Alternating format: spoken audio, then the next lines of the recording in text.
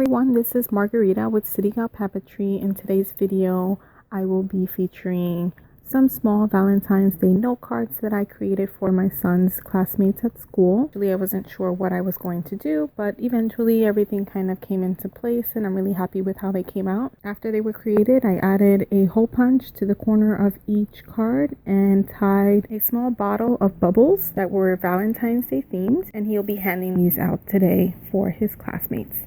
I hope you've enjoyed this video, and if you do, please give me a thumbs up or subscribe if you'd like to see more videos like this. And I hope to see you again soon. Enjoy!